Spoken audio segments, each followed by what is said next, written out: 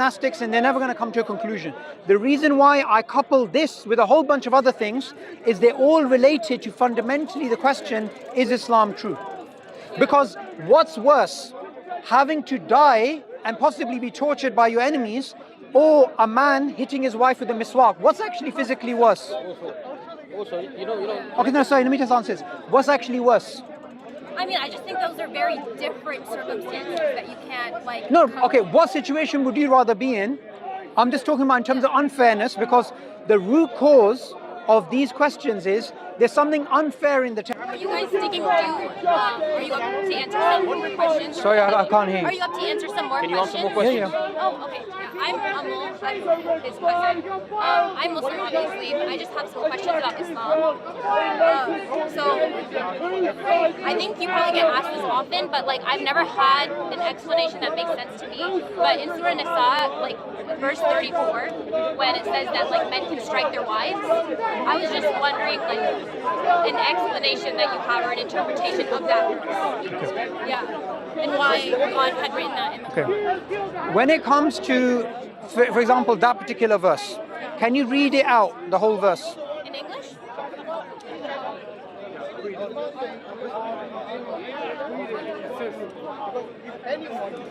Yeah. So men are in charge of women by right. Can I have some of your water if you don't mind? Over the other and what they spend for maintenance from their will. So righteous women are really obedient, guarding in husband's absence. So Allah will have them guard. But those wives from whom you fear arrogance, first advise them, then if they persist, forsake them in bed, and finally strike them. But if they obey you once more, seek no means against them. Indeed, Allah is ever exalted and grand. Okay. Now, what would a feminist say to that? Feminists, like that men shouldn't beat their wives? Yeah. Under any circumstances, they would say. Okay. And what does, if you look into the actual explanation of this verse, and you look into the explanation of what scholars say, they would say there are conditions in which a man is allowed to hit his wife, if this thing is followed.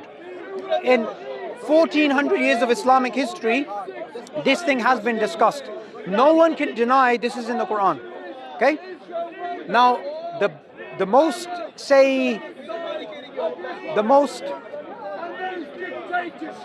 direct explanation that someone would give of this is, if a woman is involved in behavior that is XYZ, then so-and-so Islamic scholar has said that he's allowed to hit her with what's like a miswak or something, right? Any feminist would say this is misogynistic, this is wrong, this is not allowed. When you carry on reading Surah Nisa and you read the other verses and you read the other verses in the Quran about women, it will say a woman gets half the inheritance a man gets. This coupled with a woman getting half the inheritance that a man gets, again, what would they say? They would say Islam is a misogynistic religion, it's a patriarchal religion. When you combine that with the idea that in Islam a woman has to wear a hijab but a man doesn't, what would their answer to that be? That would be, again, this is oppressive. If we carry on along this, we can come across maybe 7-8 things like this. I want to answer all of them in one go rather than one particular one. Islam says certain things which go against what men want and what women want. In both cases, the question that we have to ask is, why is Islam true? Because in Islam, one of the things which men love to do, for example, is business. You're not allowed to take interest. The most precious thing to wear is gold. Men are not allowed to wear it. When you're married, the man has to spend his wealth on the woman, but the woman can take her wealth and not spend it on the man. When it comes to silk, which is the best cloth, a man can't wear it, but a woman can. When there's a war going on, like there is in Ukraine, when there is a war and the Khalifa says you have to go to war, all the men have to fight, and if they die, but the women don't have to fight. Sorry, I don't mean to cut you off, Yeah. but like I have no issue with believing that Islam is true, and so my specific question is just that interpretation of the verse. Like, are men actually allowed to beat their wives? Like, Islam, is that okay? Yeah. According to that verse, according to the interpretation for the last 1400 years, even the most liberal scholar will say that is something undeniable in the Quran. They will say even with a miswak, but no one will say that doesn't exist. No one will. And any Muslim that tries to sugarcoat it and say this verse doesn't mean that, they're going to do mental gymnastics and they're never going to come to a conclusion. The reason why I couple this with a whole bunch of other things is they're all related to fundamentally the question, is Islam true? Because what's worse, having to die and possibly be tortured by your enemies, or a man hitting his wife with a miswak? What's actually physically worse? Also, you know. Okay, no, sorry, let me just answer this. What's actually worse? I mean, I just think those are very different circumstances that you can't like. No, okay, what situation would you rather be in? I'm just talking about in terms of unfairness, because the root cause of these questions is there's something unfair in the text. That's the root cause, right? But the same unfairness can be applied to the man who says, I have to go to beyond the enemy lines and fight and possibly be captured and tortured, which is far worse than being hit by a miswak.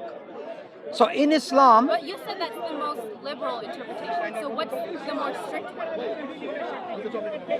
Okay. General point he was trying to make. I know, but I'm... So what I mean by... I understand your point, but what I mean by liberal is not woke liberalism, because woke liberals will say that that's metaphorical, it doesn't exist. What I mean is, no one can deny that that's in the Quran. Yeah. No one can deny that's in the Quran. No one can deny for 1400 years, Islamic scholars have said this rule exists. No one can deny that. That's what I actually meant. And the reason why I coupled this with a whole bunch of other things is to show there are things in Islam which cannot be rationalized unless you look into why Islam is true. Because you have a problem with this. Do you also have a problem with a woman getting half the inheritance that a man gets? Well, I think that's different because, like, men are required to provide for their family, so that makes sense to me. But that doesn't make sense to a whole bunch of other women. Yeah, well, I'm like that. Because they don't understand the larger context. But I don't know. Like, to me. Okay, let me ask you a question. Like, that actually seems fair to me. Like, if men are required to provide for their family. Okay, so let me ask you another way. If the Quran said that a woman, if her husband doesn't do X, Y, Z, and say the husband's involved in extramarital affairs, he does this or that, the woman's allowed to hit the husband, and the woman gets double the inheritance that a man gets. Would you accept that that is right? If it says that in the Quran, if it's the other way around. I mean, so I have no issue with accepting that that's right. That's what I'm like. I have no issue with accepting that's right. I'm just wondering, like, what that actually means. All right, can I just... You know? No, sorry, let me just complete this point. The point I'm trying to get to, sister, is that the ultimate reason why any Muslim should accept those verses or any other verses is because they believe it's from God, not because they can rationalize it. Because there are many things in Islam which are rational but cannot be rationalized. Okay? So for example, in Islam, alcohol is not permitted. Interest is not permitted. We believe behind every ruling in Islam, there is a rationale, there is a wisdom. Now, you've come to terms with the idea that women get half the inheritance of men because you've discovered the wisdom of it, or you believe in the wisdom of it. Yeah. In Islam, Allah tells us behind everything that He legislates, there is a wisdom. Sometimes we have access to the wisdom, sometimes we don't have access to the wisdom. The point is, we have to submit if we believe Islam to be true. Certain things cannot be rationalized. Sorry, let me just finish this conversation first. The point I'm trying to get to is, certain things in Islam cannot be rationalized. You have to go back into why Islam is true. Okay. Yeah. I get all of that. I'm just wondering specifically about that verse, like how, like you said, the most liberal interpretation is like, okay, like men can beat their wives in miswak, but like, how extreme does it go? Like, how much can they beat their wives and have it be? Oh, you know what I'm saying? Yeah, sister, listen, look. What do you mean meant by even the most liberal interpretation is that you can't deny it. And Sabur is very unapologetic about it. Yes. We're not going to try and sugarcoat it Yeah. and say, oh, look, it doesn't really exist or this or that. But you know, there's some context here. I don't understand what you're saying. Look, you're a Muslim, you believe in Islam, you understand what, and Sabur pointed out there are wisdoms behind certain things, and there's context that we don't fully always understand. Let me just add one thing to this. The context around even these verses being revealed. The Arabs before that used to beat their wives mercilessly, without mercy.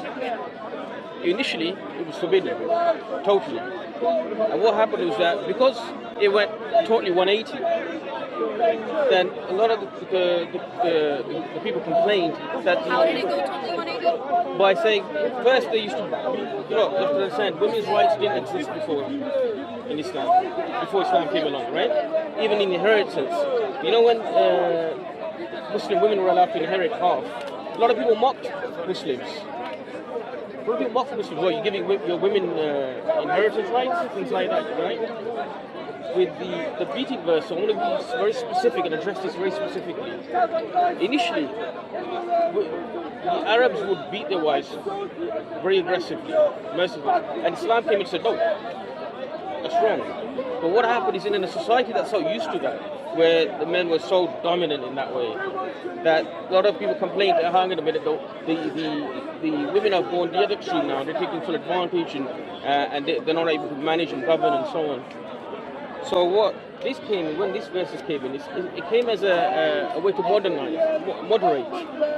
And when the beating with the miswak means that it's something so small and meaningless, it reduced it down, but there was always a threat there, or some sort of threat. Like slavery. Islam doesn't say it's good, right? But it didn't outlaw it straight away. What happened? It discouraged it. And over time, what happened? It went, right? So there are certain wisdoms in the way that Islam came about. It's very practical. Yeah. Even with alcohol, it was phased over time. This is just to finish this point, that this is the context of where these verses came about. You have to remember, look in history, why these verses were revealed, in what context were they revealed. Even now, in a lot of societies, where we spend a lot of time just now debating a guy who is promoting matriarchy and how women are on top and men should be subservient to them. But all of these things, if you think about it, in most cultures, in most of the cultures we come from as well, you as women would not respect a man unless he's a man. So there's a lot of different contexts to speak about. And these verses were revealed in that particular context. And I want you to add something. The one who the Quran was revealed to understood it better than anyone, which is the Prophet. How many times did he beat his wives? Never. And the Prophet, peace be upon him, said, the best of you are the best to their wives. Why was the criteria to be the best human being, the best to your wife? Because you can act really nice in front of society, you can act really nice in front of your friends and family, but your real character is only known by your spouse. So Islam doesn't say wife beating's good and do it. This particular verse is for extreme circumstances. The Prophet, peace be upon him, never did it. And the Prophet, peace be upon him, when he had a woman come to him and the woman wanted to inquire about marriage proposals that she had, the Prophet discouraged her from marrying this guy because he was stingy, this guy because he's a wife beater. So Islam doesn't encourage wife beating. Islam doesn't encourage violence against women. This particular verse has to be understood in that context. And the way I see it is, this particular verse, for most women, I think for most men, even liberal men, not men in the past, but liberal men today, it cannot be rationalized. It simply has to be accepted if they go back to where it came from and they look at the context of it. Because there's many things in Islam, sisters, not just this. There's many things in Islam which can make someone leave Islam unless they go back to why Islam is true. So I'll tell you the story of one of my friends. One of my friends converted to Islam and he came from an egalitarian background, a liberal background.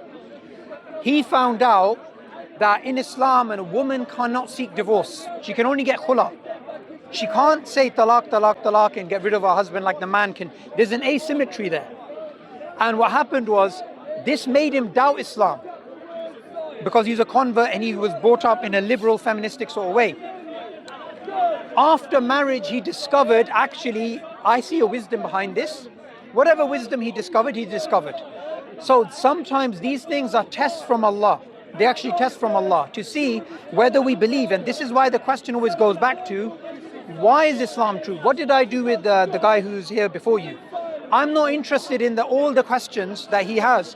I'm interested in showing him why God exists and why Quran is true. Because once we can know that Islam is true, it answers all these questions. Which is why I brought up this question of all the other things. Because there are a lot of things in Islam which are gender biased. which are not equal. Islam is not an egalitarian religion. I think a lot of Muslims brought up in the West, because we're brought up with liberalism and we're brought up with Islam, it's very hard for us to understand how do we reconcile the two. And my answer is we don't have to reconcile the two because liberalism's wrong. It's actually pretty simple. It's actually harder to try and marry Islam to liberalism and reinterpret these verses in a woke way, because I could have said to you, that's metaphorical, and left it there. But that's not telling you the truth. You see? Make sense?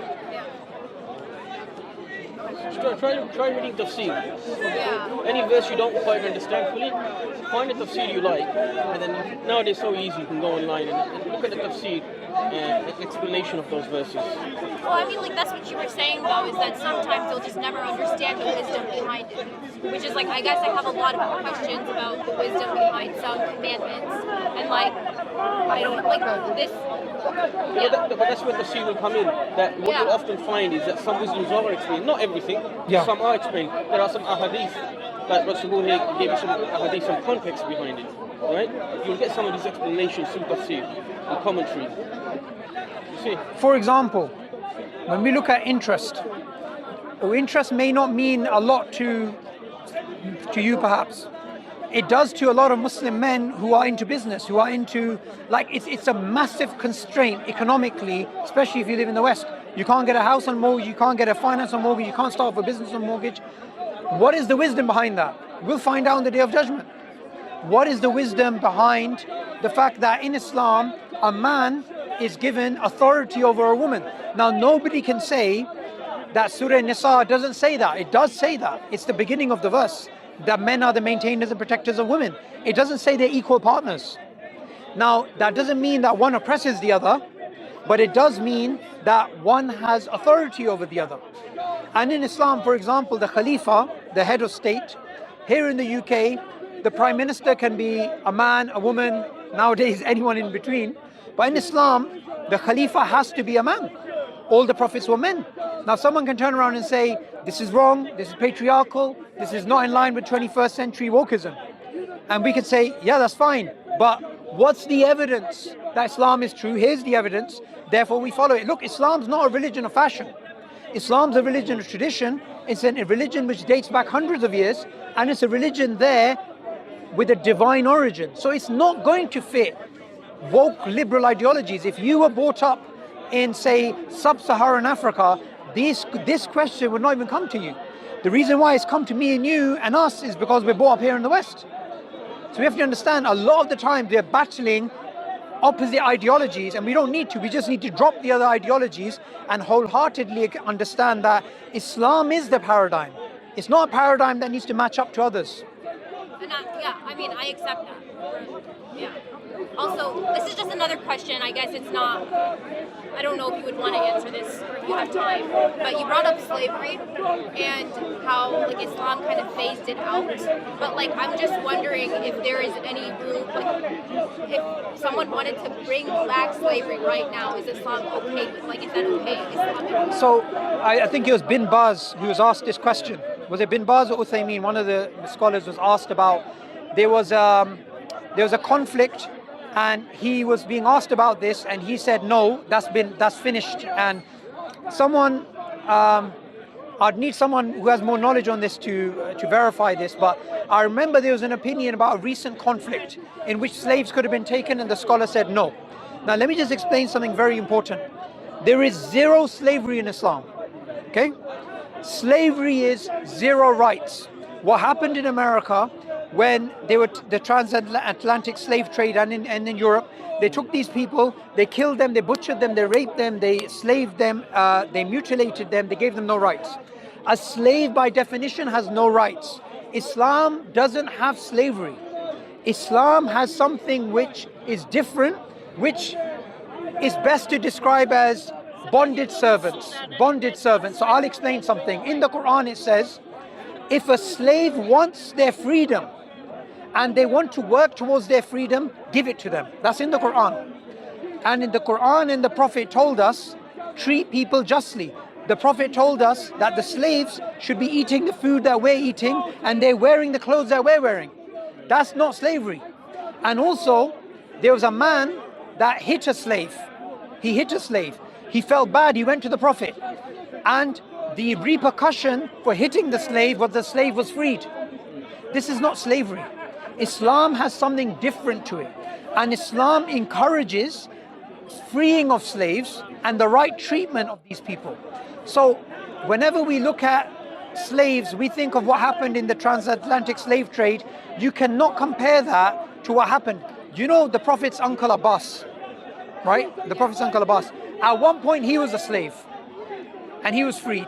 So we have to understand slavery in Islam is a term which is used quite loosely. There's slavery in Islam. But I challenge anyone to show there's ever been one slave in Islam. Because a slave by definition has no rights. In the Quran and the Prophet say that slaves have rights. In fact, there's something really interesting. The Prophet forbade Muslims from saying my slave man or my slave girl, because the Prophet said you're all slaves of God. So there's actually an authentic narration of the Prophet where he said, do not say my slave girl or my slave boy, right? What's the name of that guy in America who wrote a book on Islam and slavery? That Islam and slavery. The revert guy, Jonathan something. Brown. Jonathan Brown. What's his book called?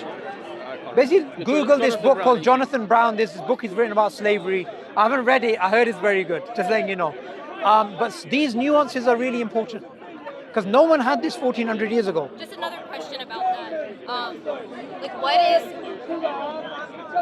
What is the wisdom, or like what are the parameters around men having intercourse with their female slaves in Islam? I believe that's covered in the book. I believe that's covered in the book.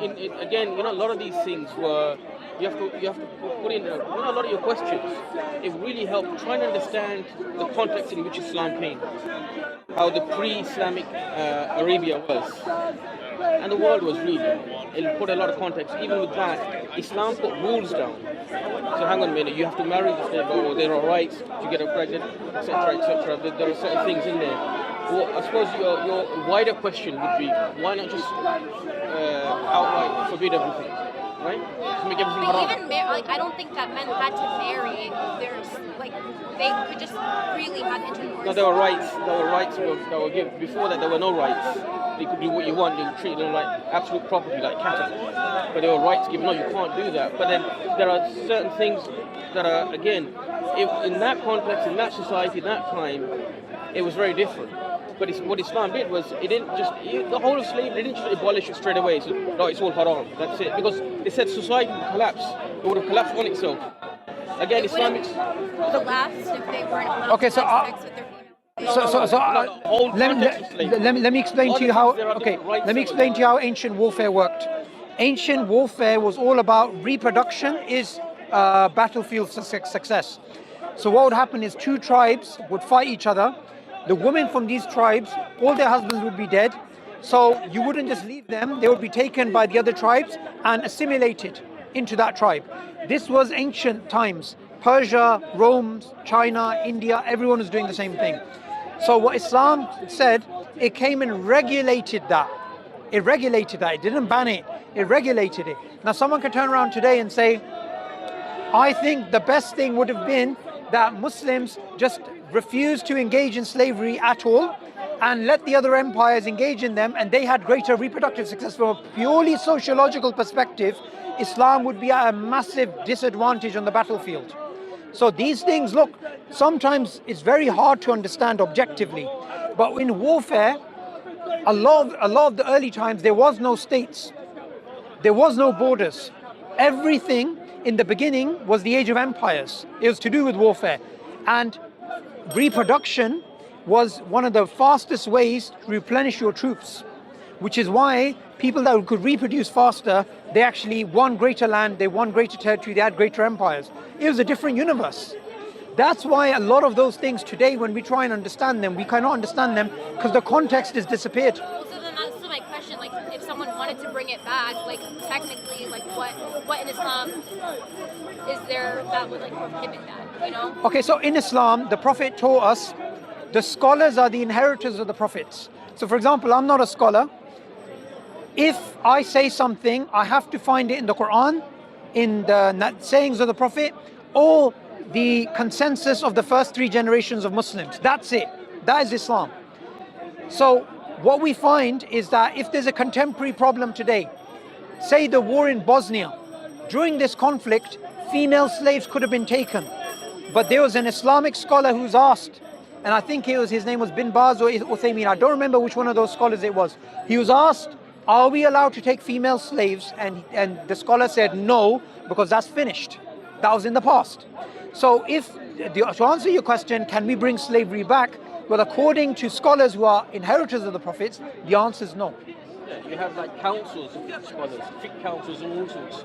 What they with Islam, because it's a living religion, each time society adapts to it. So the scholars who will have inherited, that's why they're the inheritors of the prophets, because they who you turn to for guidance, and who will have the understanding, the full context. And there'll never be a consensus of Muslim scholars upon falsehood.